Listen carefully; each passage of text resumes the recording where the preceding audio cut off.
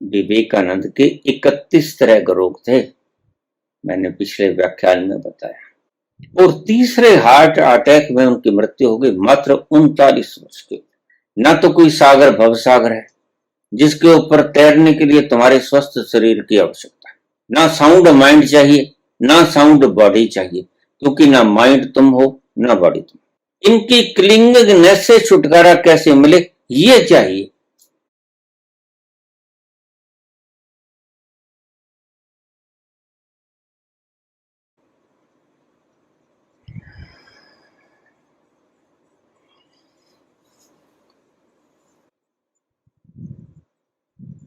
बाबा, जैसा कि आप जानते हैं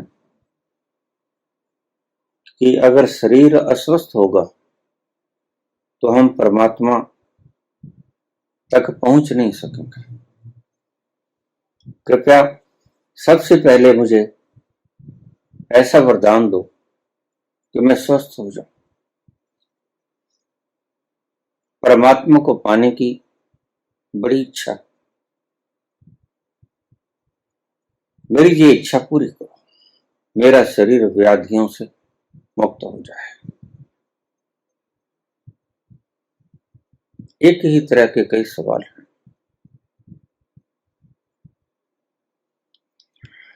संसार में बहुत दुख है प्रभु, भीतर की झील में स्नान करना। कृपा करो दीनदयाल।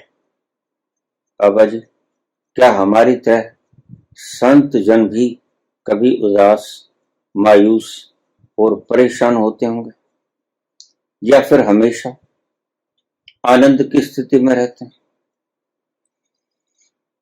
हम कभी कभी बहुत बेचैन हो जाते हैं। कभी कारण होता है, कभी बिना कारण गहरी शांति में डूबना चाहते हैं।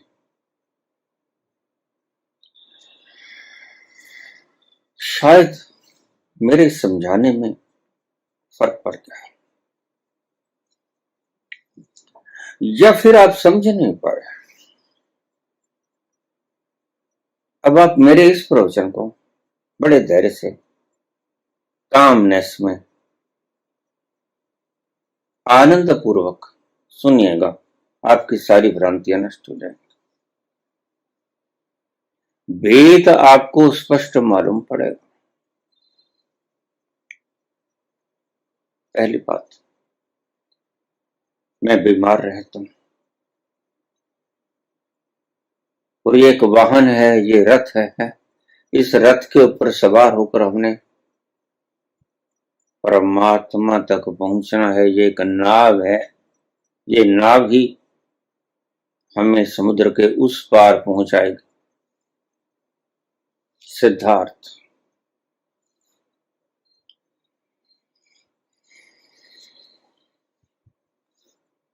अब मेरे ये 4 शब्द हृदय में अंकित कर लेना।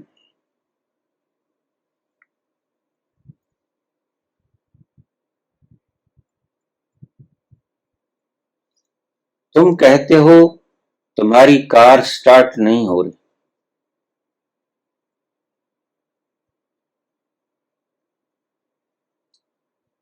तुम कहते हो बाबा इस कार को स्टार्ट करना है। मैं कहता हूं रात भर ठंड के मारे ये कार का इंजन जम गया है। हम इसे धक्का लगाते हैं, चल पड़ेगा। तुम कहते हो नहीं,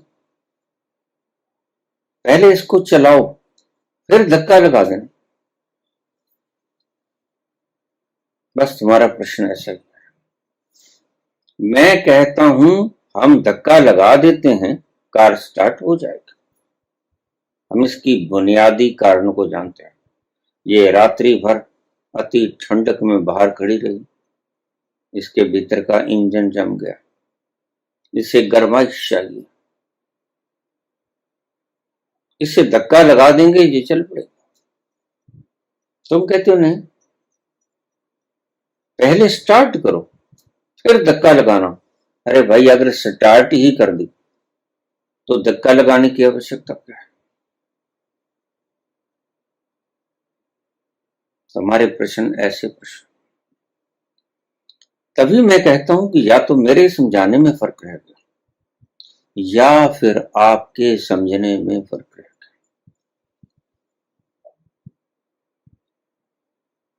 तुम कहते हो पहले निरोग करो, फिर हम प्रभु की यात्रा शुरू करेंगे। मैं कहता हूं पहले जानो कि जिसे रोग है वो तुम हो नहीं। ये दोनों में फर्क पड़ गया और बड़ा भारी फर्क पड़ गया। इसे फिर से समझ लेना, क्योंकि बहुत बार बोला, शायद आपके हृदय में उतरा नहीं।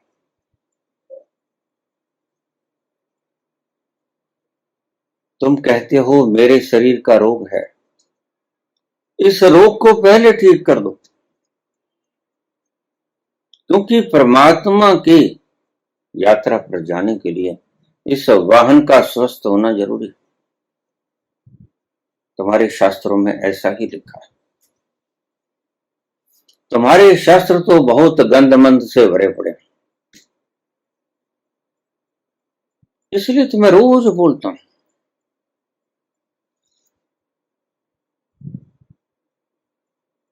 और रोज 20 आदमी नए आ जाते हैं, 2 आदमी छोड़ के चले जाते हैं।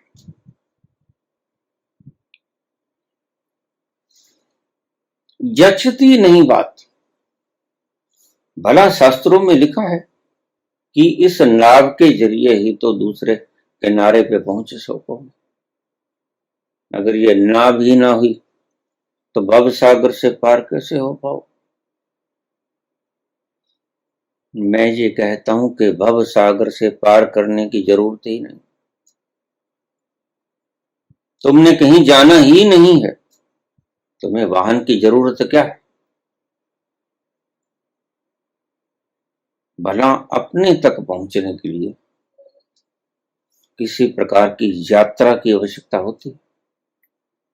तुम्हें तुम्हारे तक पहुंचने के लिए किसी वाहन की जरूरत पड़ेगी, और अगर किसी यात्रा की जरूरत पड़ेगी तो किसी वाहन की भी जरूरत पड़ेगी। जब कोई यात्रा ही नहीं है, इट्स अ पाथलेस पाथ, ये ऐसा रास्ता है, ये ऐसी मंजिल है जिसका कोई रास्ता नहीं। और तुम्हारे सभी गुरुओं ने, शास्त्रों ने, ग्रंथों ने तुम्हें मूढ़ बनाया है, मूर्ख बनाया है। इसी बात के ऊपर तुम्हें लूटा है, इसी बात के ऊपर तुम्हें गुमराह किया है, तुम्हारी शक्ति नष्ट की है, तुम्हारा समय बर्बाद किया है, तुम्हारा धन ऐंठा है, व्यर्थ में तुम्हारी यात्राएं कराई हैं। यहां शिविर लगेगा, फलानी दिनाचना, क्या करोगे, बताएंगे तुम कौन। यहाँ अनापान सती सिखाएंगे, यहाँ विपश्यना सिखाएंगे, यहाँ पर शिव है, इतनी फीस जमा करो। ऐसे बहुत धंधेबाज सारे हिंदुस्तान, सारे विश्व में फैले पड़े।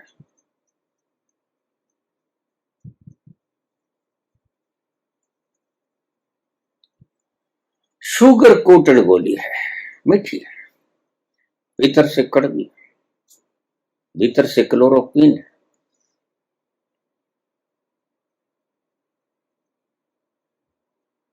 मुझे पहले स्वस्थ कर दो। अब शरीर है, शरीर का स्वभाव दुख, दर्द, कष्ट, क्लेश, रोग, भय, संताप, यही कुछ तो है। और शरीर के पास रखा क्या है। शरीर के पास इन सभी चीजों के अतिरिक्त और है भी क्या। और इस रोग से ग्रस्त शरीर को तुम पहले चाहते हो स्वस्थ। पतंजलि का रास्ता बड़ा बड़ा लंबा रास्ता है, इसलिए बुद्ध को 7 साल लगते हैं, 6 साल लगते हैं। और महावीर को 12 से भी ज्यादा वर्ष। क्यों? क्योंकि वो पातंजलि का एक अंश ले लेते हैं। पहला पहला यम का सत्य, अहिंसा, अस्त्य, ब्रह्मचर्य, अपरिग्रह। जैन धर्म में अगर आप सुनोगे व्याख्यानों को तो सबसे पहले यही शुरू होगा, यम, पातंजलि का यम, सत्य, अहिंसा, अस्त्य, ब्रह्मचर्य, अपरिग्रह। हालांकि इस सत्य की कोई आवश्यकता नहीं थी, इस अहिंसा की कोई आवश्यकता नहीं थी, इस अचौर्य की कोई आवश्यकता नहीं थी, ब्रह्मचर्य की कोई आवश्यकता नहीं थी और अपरिग्रह की कोई आवश्यकता नहीं थी। लेकिन फिर भी मैं तो इसे वक्त की बर्बादी कहता हूं। कुछ मत साधो, साधना वक्त को बर्बाद करना है, साधना सफर को लंबा करना है, साधना सफर को पैदा करती है और तुमने वहां जाना है जिसका सफर है ही नहीं।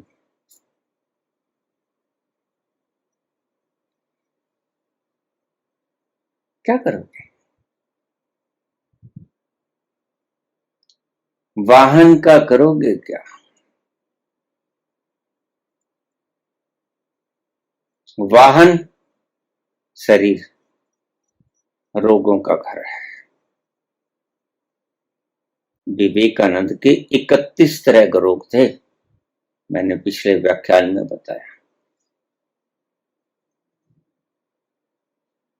और तीसरे हार्ट अटैक में उनकी मृत्यु हो गई मात्र 39 वर्ष की।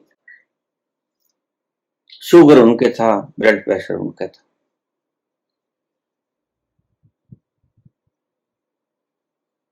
आधा सीसी उनके थे, शरीर का अंग प्रत्यंग गला पड़ा। 31 रोग एक शरीर में।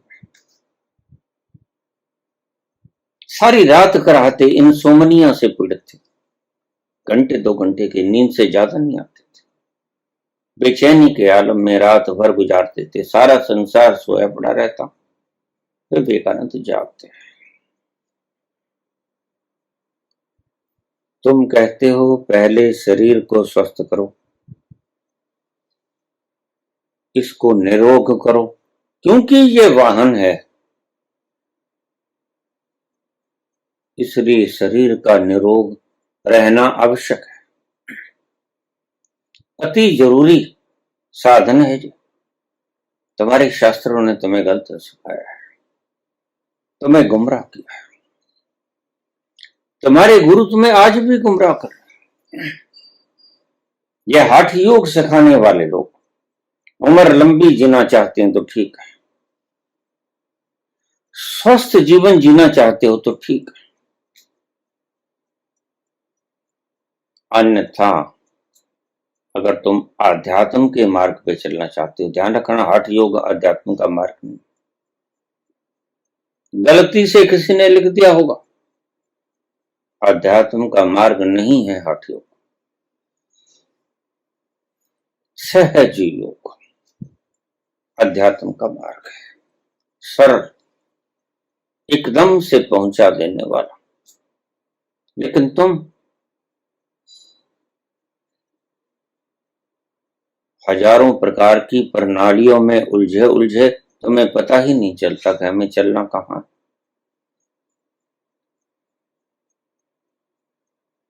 मुझे रोज प्रश्न आ जाता है, बाबा मुझे ये दिक्कत है, गुरु ने मुझे ओम नमो भगवते वासुदेवाय का नाम दिया है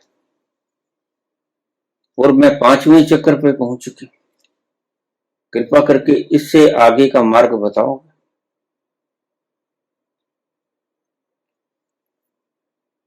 मैं कहता तुम अपने गुरु से पूछ लो, मैं तो इस कूड़े कबाड़े में कभी पढ़ता ही नहीं।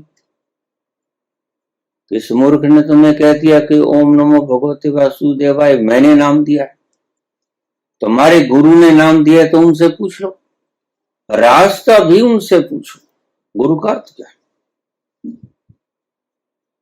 बहुत से फोन मुझे रोज आ जाते हैं।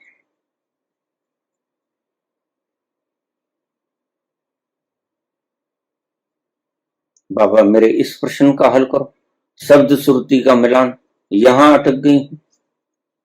मैंने कहा गुरु से पूछो। तो गुरु तो सिर्फ दर्शन देते हैं, प्रश्नों का जवाब नहीं देते। फिर मैं कहता हूं या तो दर्शन ही कर लो या फिर प्रश्नों का जवाब ही ले लो।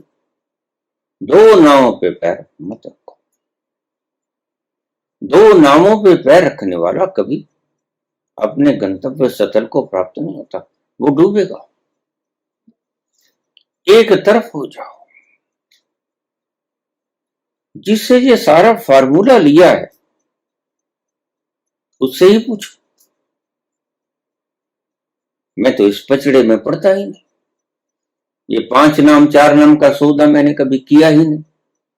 मैंने तो कभी किसी को नहीं बताया, और अगर कभी किसी को बताया हो तो मुझे बता दो। नहीं नहीं, मैं ऐसे पचड़े खाने में पड़ता ही नहीं। जो सीधी सीधी बात जानता है, जिसने सीधी सीधी उसकी झलक देख ली, जो सीधा सीधा उसमें छलांग लगा गया, जो उसके रस का पान कर रहा है, मैं क्यों इन पचड़ों में पड़ेगा? क्यों वाहनों की मरम्मत करवाएगा? क्यों पेंट करेगा? क्यों घोड़ों को सजा के रखेगा? क्यों घोड़ों की पीठ थपथपाएगा? क्यों रथों की किल्लियां और चाक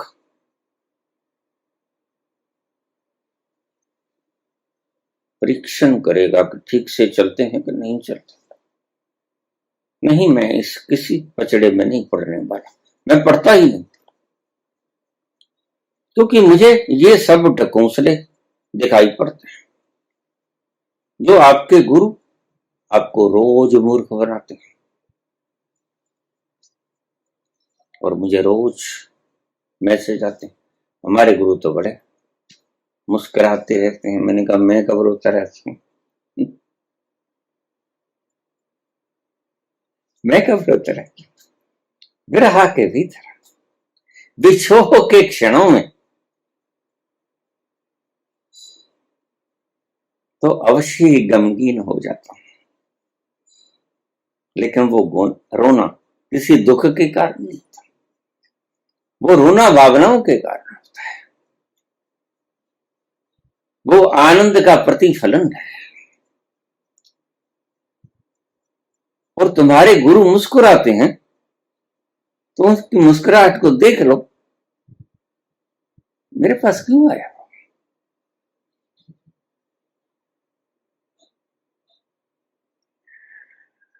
किसी की विधियां कहीं अड़ गए, उसका सर्वेक्षण मेरे से मांगते हो, और मुझे पता है कि सब विधियां बेकार। मैं उन्हें क्या सर्वेक्षण बताऊं?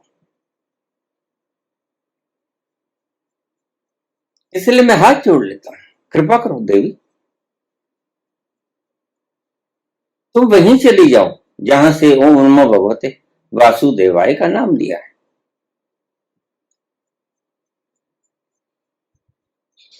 तो बह के लोग हजारों दिशाओं से कहीं की ईंट कहीं का रोड़ा, भानुमति ने कुनपा जोड़ा। तुम्हारे भीतर से आए हुए प्रश्न नहीं।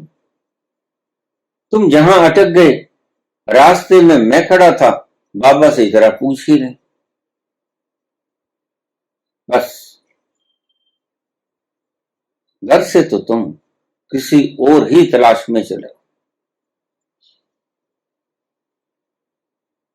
गम राह में खड़े थे, वो भी साथ बनी। हम रास्ते में मिल जाते हैं।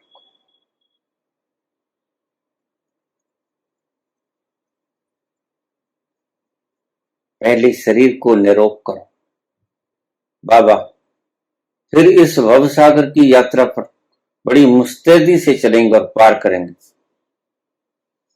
तो मुझे मूर्ख मत मनाओ, खुद मूर्ख हो रहो, मुझे मूर्ख मत बनाओ। मैं बनने वाला हूं नहीं। मेरी मूर्खता कब की नष्ट हो गई।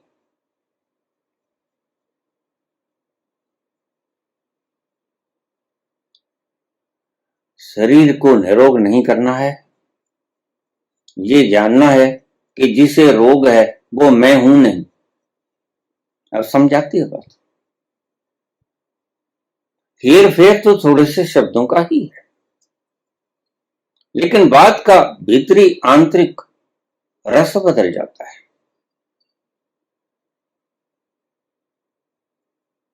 तुम कहते हो शरीर को निरोग करने का ढंग बताओ, पहले मेरे रोग हरण करो।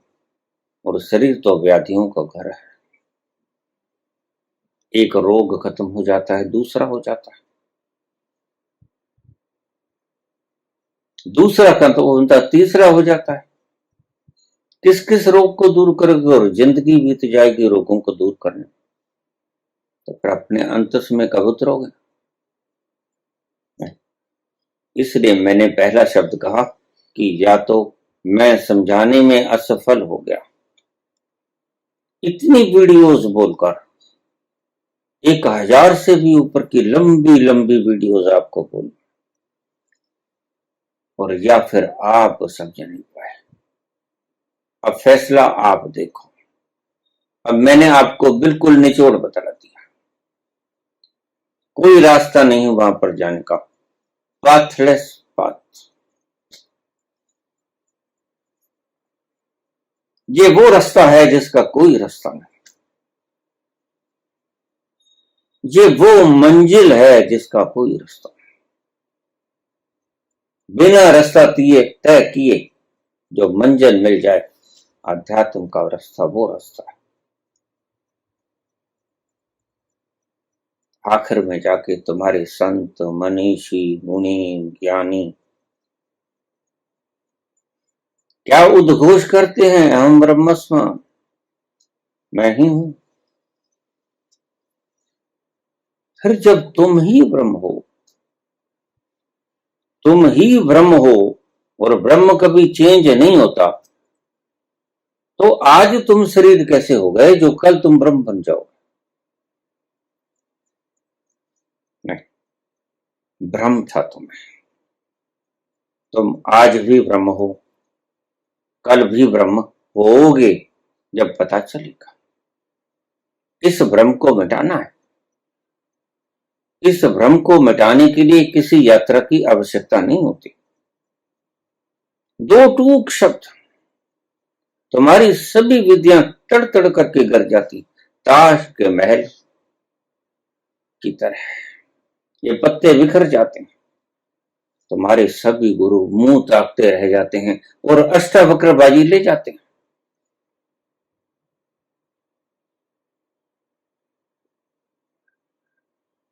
अष्टावक्र कहते हैं कोई रास्ता नहीं, बस तुम ही रास्ता हो, तुम ही हो मंजिल, मत भटको। तुम्हारी सारी विधियां भटकन के सिवा और कुछ भी नहीं। भटको, तुम्हारा मन भटकने का है तो भटको, कौन रोकता है? कोई नहीं रोकता। मजे से भटको, खूब भटको, लेकिन सत्य तो यही है कि बिना भटके भटके जो मिल जाए वो तुम हो, भला तुम्हें खुद को भी ढूंढना पड़ेगा। अजीब बात, एक अजूबा हमने देखा, जल में रह के मीन है प्यासी। अब बोले तो संत बहुत, लेकिन आप समझ कहां पाए?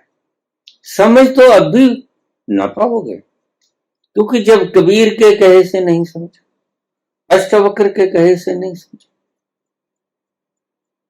तो मेरे कहे से कैसे समझोगे? लेकिन मैं आपको कहना चाहता हूं, क्योंकि मेरा दायित्व है, मैंने वो चख लिया है, और तुम्हें उसका स्वाद बताऊं, क्योंकि ये दुनिया दुख है, ये जीवन दुख है, और तुम इस दुख में अग्नि से तप्त जले जा रहे हो। तो मेरा कर्तव्य बनता है तुम्हें मैं बता दूं कि ये जो जल रहा है ये तुम नहीं।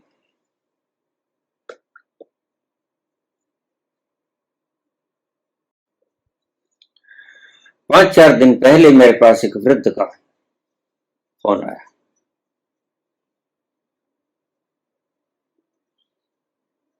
ये 95 वर्ष की उम्र है।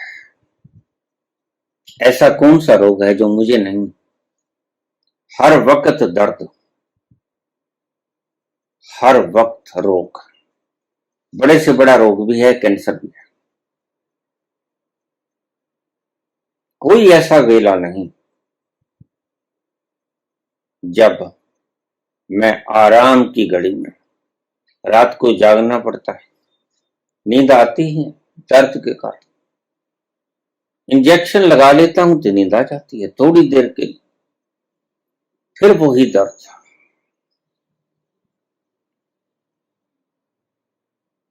क्या मैं भी पहुंच सकता हूं? बिल्कुल। मैंने कहा तुम तो जल्दी पहुंच सकते हो, क्योंकि तुम्हारी लगाव कहीं और नहीं है। सारे संबंध टूट गए, सभी बेकार हो गया है, दर्द ही दर्द दिखता है, जिंदगी रह गई दर्द बन गए, दर्द दिल में छुपाए छुपाए।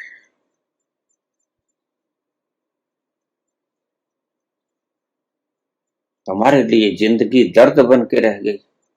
जवानी में तो जिंदगी दर्द नहीं होती, जवानी में तो और बड़े खींचने के पहलू हैं। माशूका है, इश्क है, मित्र है, प्रियजन है, कुछ बनना है, कोई उपाधि लेनी है, कुछ इकट्ठा करना है, और कामों से फुर्सत नहीं मिलती। सभी जगह लगाव लगाव, चिपकाहटें चिपकाहटें, सभी जगह। मैंने कहा तुम, मौका है, अगर परमात्मा ने यही स्थिति दे दी है तो कम से कम तुम्हारा मन कहीं और तो नहीं चिपकता।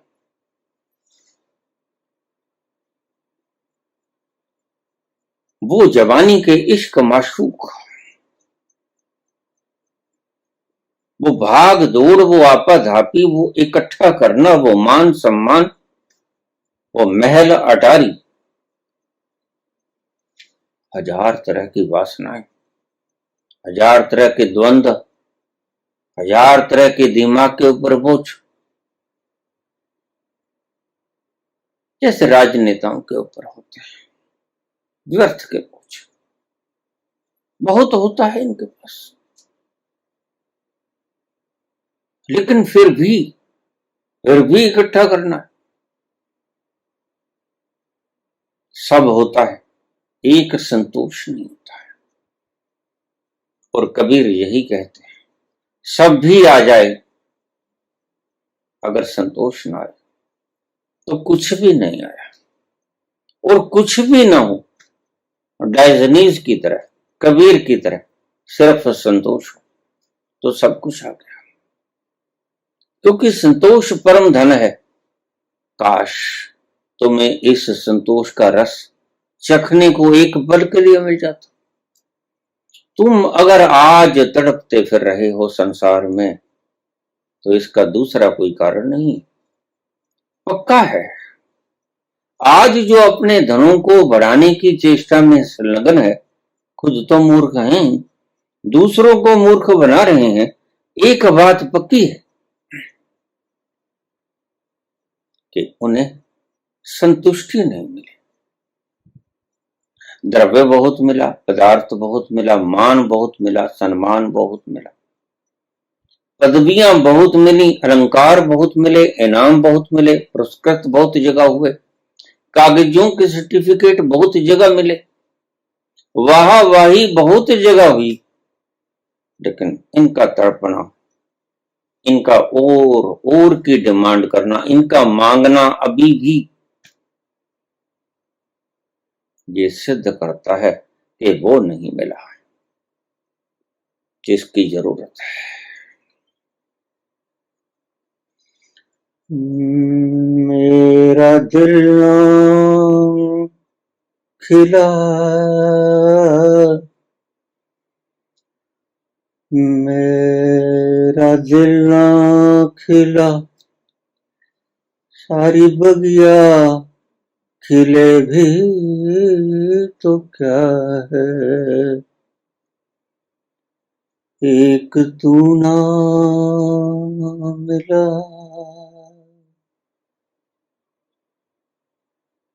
सारी दुनिया मिले भी तो क्या है, मेरा दिल ना खिला, मेरा दिल ना खिला, सारी बगिया खिले भी तो क्या है, एक तू ना मिला।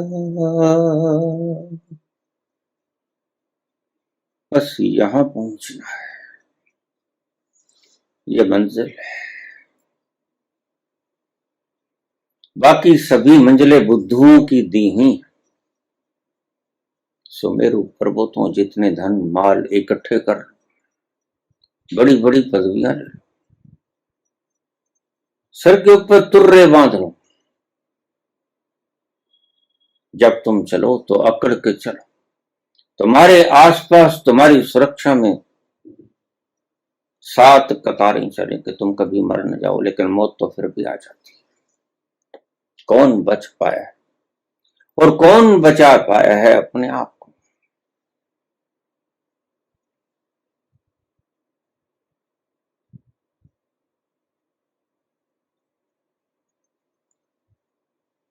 तुम्हारा शरीर स्वस्थ नहीं है, पहले शरीर को स्वस्थ करना चाहते, क्योंकि तुम्हारे गुरुओं ने, तुम्हारे शास्त्रों ने, तुम्हारे मार्गदर्शकों ने तुम्हें सिखा दिया है कि ये भव सागर से पार होना तुम्हारा लक्ष्य है, ना तो कोई भव सागर है, ये काल्पनिक है, और ना ही कोई रास्ता है जिसके ऊपर यात्रा करनी। कबीर जैसे लोगों को तुम सुनते कैसे हो, मुझे समझ नहीं आता। मुझे बहुत हैरानी होती है कभी कभी, लेकिन मैं समझ जाता हूं कि तुम भी तो ऐसे ही थे। कबीर तो बहुत पहले से बोल रहे हैं, और कबीर के दोहे तो हम बचपन से ही सुनते आए, लेकिन समझे कब? कबीर कहते हैं कस्तूरी कुंडल बसा है। अब इसका अर्थ सही से समझ लेना। कबीर ने बहुत बाद में बोला, अष्टावक्र ने बहुत पहले बोल दिया जनक से, कस्तूरी कुंडल बसे मृग ढूंढे बन। अब इससे ज्यादा साफ क्या करेंगे? इससे ज्यादा साफ फिर अगले पहरे में कर दिया, ऐसे घट में भी में जिसको तुम खोज रहे हो ना, जिस सबूरी को तुम खोज रहे हो वो तुम्हारे घट में है। उसके लिए कोई यात्रा नहीं करनी पड़ती, उसके लिए किसी वाहन की आवश्यकता नहीं होती। वाहन में कोई गड़बड़ होगी तो तुम्हारे किसी प्रकार की यात्रा में अवरोध पड़ने वाला है नहीं, क्योंकि यात्रा ही नहीं। तो मुझे उस 95 वर्ष के बूढ़े का फोन आया, बाबा लाचार हूं, इतनी इतनी बीमारियों से ग्रस्त हूं, क्या मैं भी पहुंच सकता हूं? मैंने कहा तुम जल्दी पहुंच सकते हो, धन्यवाद। ईश्वर के आगे हाथ जोड़ो कि ईश्वर ने तुम्हें इस स्थिति में ला खड़ा कर दिया। शरीर तक का मोह भंग हो जाए, अब इस गले सड़े शरीर को छोड़ भी दो, कि इससे क्यों चिपके बैठे हो, ये दर्द देता है, ये कष्ट देता है, ये रोग है, कैंसराइटिस तक तुम्हारे, स्पाइनल का तुम्हें दर्द रहता है, माइग्रेन तुम्हें है, शरीर का रोआ रोआ कराहता है, चीख निकलती है हर वक्त, और तुम कहते हो मैं तो नहीं पहुंच सकता। देखिए इस भ्रांति को त्याग, कृपा करो। ना तो कोई सागर भवसागर है जिसके ऊपर तैरने के लिए तुम्हारे स्वस्थ शरीर की आवश्यकता है, ना साउंड माइंड चाहिए, ना साउंड बॉडी चाहिए, क्योंकि ना माइंड तुम हो ना बॉडी तुम। इनकी क्लिंगनेस से छुटकारा कैसे मिले ये चाहिए, इससे तुम क्लिंग हुए हो। ये माइंड मैं हूं, ये तुम्हारी चिपकाहट है, ये तुम्हारी मान्यता है, दूसरे शब्दों में ये तुम्हारा भ्रम है, इल्यूजन है। ये दुखती हुई इंद्रियां अरे तुम हो, ये तुम्हारा भ्रम है। कहां की यात्रा करोगे, कहां जाओगे, जरा जाग के देखो।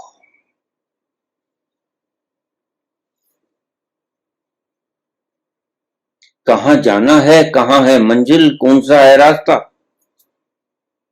ये तुम्हारे संतों ने, तुम्हारे मार्गदर्शकों ने तुम्हें गलत हटा दिया। फिर अहंकार कहता है इतना रास्ता आसान होता तो ये संत लोग हमें गलत क्यों गुमराह करते, ये संत थे ही नहीं, ये बिगड़ैल थे, ये बदमाश थे।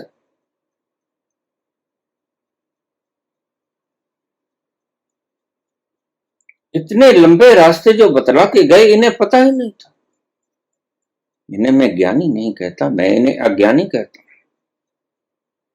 मैं तुम्हें लुधियाने की बात सुनाया करता हूं अक्सर। मैं लुधियाने में चला गया, मीना बाजार जाना था। स्टेशन के ऊपर मैंने जाके पूछा रिक्शा वाले से, वो मुझे कहने लगा सरदार जी, सर्दी के दिन थे, पटका बांध रखा था, गुलबंद, दाढ़ी तो शुरू से बड़ी होती, 30 रुपए लगे थे, बहुत साल पहले की बात। मैंने कहा भाई मैंने तुम्हें रुपए कब पूछा, तुम चलो तो। ठीक, चल पड़ा। उसने मुझे 2 घंटे घुमाया, कभी गुड़मंडी, कभी चौड़ा बाजार, कभी कहीं जाम लगे वहां खड़ा रहा। और लुधियाना में जाम बड़े लगते हैं, बड़े बड़े शहरों में जाम लंबे लगते हैं। 2 ढाई घंटे में कहीं मैं मीना बाजार पहुंचा। जिस दुकान पे जाना था उस दुकान के सामने जाकर रिक्शा रोक दी। लो सरदार जी, तुम्हारा मीना बाजार आ गया। मैंने वापसी की टिकट भी बुक करा ली थी। मैंने कुछ सामान लेना था, जल्दी से मैंने सामान की लिस्ट रख दी और मैंने कहा जल्दी से निकालो, मैंने वापसी गाड़ी जाना, मेरी गाड़ी 3 बजे जाए। ठीक, वह मालिक था कि और ग्राहकों को सामान दे रहा था, मेरी तरफ कोई ख्याल ही नहीं था। गाड़ी पकड़नी, मैंने 1-2 बार उसको चेताया भी, गाड़ी पकड़नी है, देर हो रही है। कहता कोई बात नहीं, आप चिंता मत करो। 3 बजे की गाड़ी पकड़नी है, हाँ, इस नंबर के प्लेटफॉर्म से जाती, तुम्हारी गाड़ी मिस नहीं होने दूंगा मैं, मेरी जिम्मेवारी। तुम आराम से बैठो, खाना खाओ, चाय पियो, मजे से आराम करो, सामान निकल जाएगा, पैक हो जाएगा, ट्रांसपोर्टेशन हो जाएगी, मैं तुम्हें स्वयं छोड़ूंगा। ठीक, जब 5 मिनट रह गए, मैंने मन में सोचा, इसका मन नहीं है कि मैं आज जाऊं, क्योंकि मैं ज्योतिष का अच्छा ज्ञाता शुरू से रहा, और वह व्यक्ति मुझे बहुत बार ज्योतिष के बारे में पूछ चुका था। उसकी बिटिया बीमार रहती थी, आज घर लेके जाऊंगा, वहीं रुकना पड़ेगा। मन में थी, मैंने सोचा इसलिए इतनी देरी कर रहा है।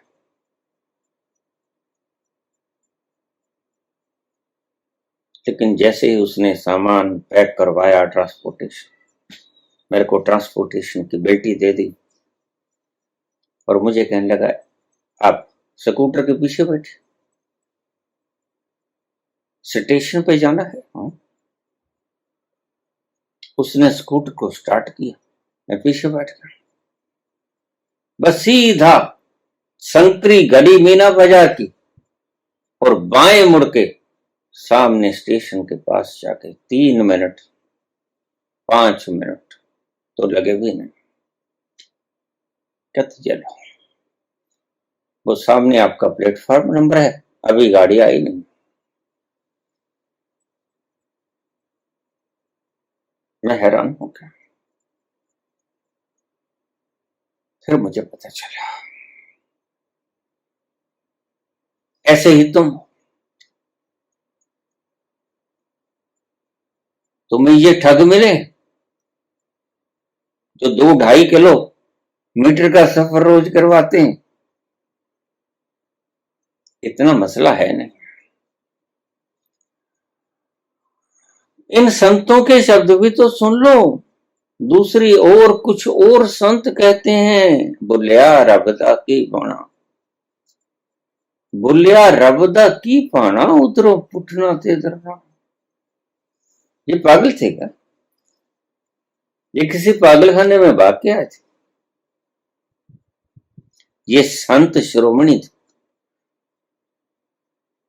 सूफी संतों का अग्रगणी बुल्ले शाह ये बोलता है, और संत शिरोमणि कबीर ये बोलते हैं, कस्तूरी कुंडल बसे मृग ढूंढे पनमा। गुरु तेग बहादुर जी बोलते हैं, काहे रे बन खोजन जाए,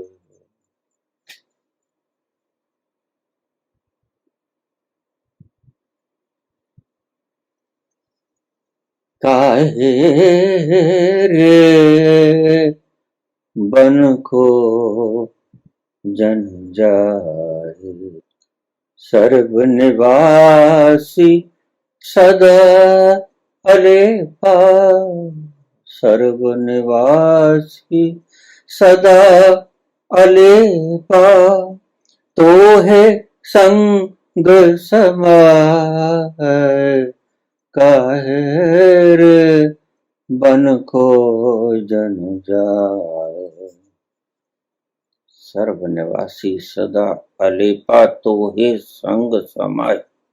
हर वक्त तेरे साथ रहता है, अंग संग रहता है, क्यों वन में खोजन जाता।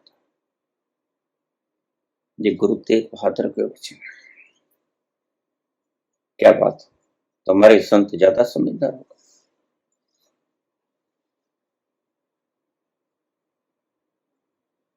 ये कबीर जैसे लोगों की बात क्यों नहीं सुनते थे? क्यों नहीं अष्टवक्र को सुनते? क्यों नहीं गुरु तेग बहादुर को सुनते? ये क्या कहते हैं? कोई रास्ता नहीं। सर्व निवासी सदा अलीपा, तो ही संग समय, तेरे अंग संग है हर वक्त, तू ही है। भटक मत और भटका मत। गलत गुरुओं ने, गलत मार्गदर्शकों ने तुम्हारे हाथों में ये बांस पकड़ा दी है, चढ़ते जाओ उतरते जाओ। ये लो 5 ना, ये लो 4, पहुंच जाओगे, कहीं नहीं पहुंचो। बांस के ऊपर चढ़ते रहोगे, उतरते रहो। राम राम करो, राधे राधे करो, मैं रोज कहता हूं। समझ तुमको मगर नहीं आती, मैं रोज कहता हूं। और मुझे तो लोग ये कहने लगे, हमारे गुरु तो किसी की निंदा करते नहीं। मैंने कहा गणेश जी होंगे, गोबर गणेश होंगे। कुछ पता होगा, निंदा करने के लिए भी तो बुद्धि चाहिए। अरे निंदा करने के लिए कोई अनुभव चाहिए, फिर ही तो काटोगे। कोई गलत रास्ते पे चल रहा है और अगर तुम्हें सही रास्ता मालूम है, तभी तो तुम गलत रास्ते पर चलने वालों को टोक सकोगे। अरे भाई गलत है ये रास्ता, कहां जा रहे हो तुम? बशर्ते कि तुम्हें सही रास्ते का पता हो, तो ही तुम टोक पाओगे कि तुम you are on the wrong way, तुम गलत रास्ते पर। पता होना चाहिए तुम्हें कि सही रास्ता कौन सा है। ये निंदा नहीं, यह मार्गदर्शन है। तुम इसको नाम कुछ भी दे दो। तुम्हारे गुरु किसी का काट नहीं करते हैं, नहीं करते होंगे, वो गोबर गणेश। फिर अगर काट नहीं करते हैं तो उन्होंने जाना भी कुछ नहीं, ये आप लिख लेना। जो जानता है वह तो बोलेगा,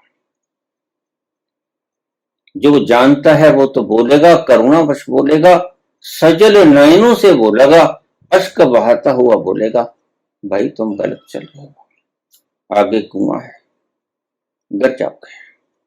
तुम अंधे हो, अभी तुम्हें रास्ता का पता नहीं।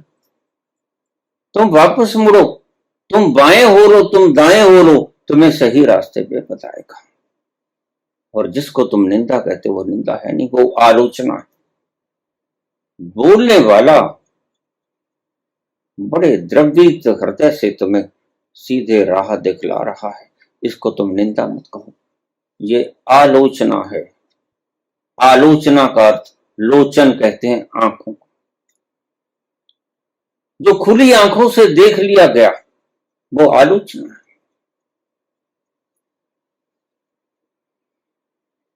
और जो बोलता ही नहीं, किसी की निंदा ही नहीं करता,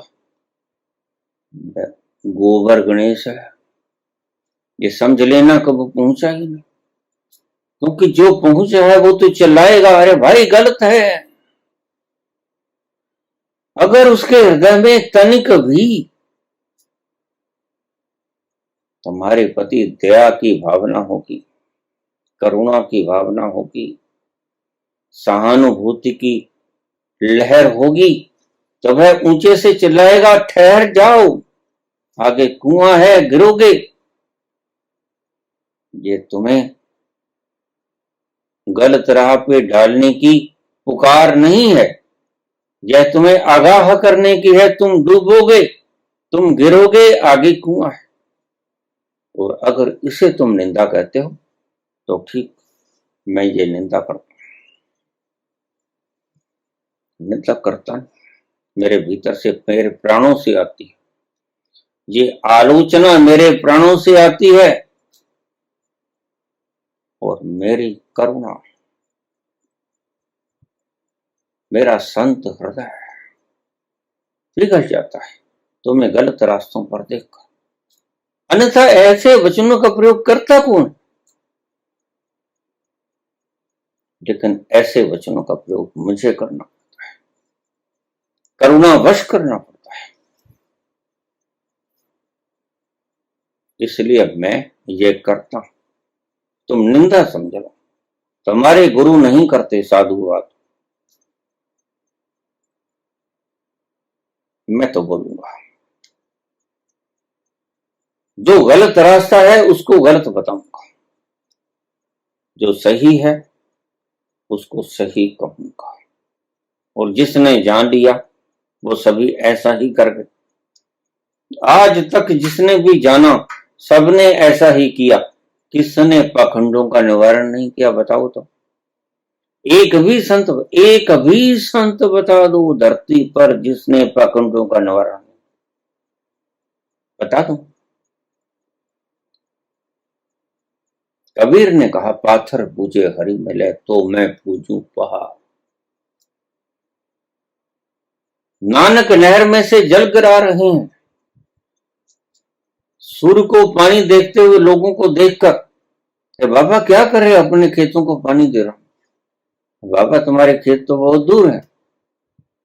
तो पर सूरज भी तो आपसे इतने दूर है, ये जल सूरज तक पहुंचेगा कैसे? कौन सा है? और बुद्ध ने तो तुम्हारी धज्जियां उड़ा दी। बुद्ध ने तुम्हारे वेदों को ऐसा तिरस्कृत किया कि तुम कभी उस मलाल को भूल ही नहीं सके। तुमने बोधों को नष्ट कर दिया सिर्फ इसी ईर्ष्या के कारण। बुद्ध ने तुम्हारी धज्जियां उड़ा दी। कौन संत है? जिसने जान लिया वो तो बोलेगा, जिसने नहीं जाना वो बात ठीक है। देवी तुम्हारे गुरु तो किसी की निंदा नहीं करते, लेकिन हम करेंगे। हमने जाना है, हमने देखा है। अगर तुम्हारे गुरु किसी की निंदा नहीं करते तो याद रखना तुम्हें कहीं पहुंचाएगी नहीं। ये दोनों बातें समान हैं, एक ही सिक्के के दो पैर। अगर तुम्हारे गुरु किसी की निंदा नहीं करते तो ध्यान रखना मेरी बात, मैं आपको लिख के दे देता हूं कि वे आपको पहुंचा भी नहीं सकेंगे अगर निंदा नहीं करते। जिसको गलत रास्ते का पता नहीं उसको सही रास्ते का क्या खाक पता होगा। काहे रे बन को जन जाए, काहे काहे रे बन को जन जाए। धन्यवाद।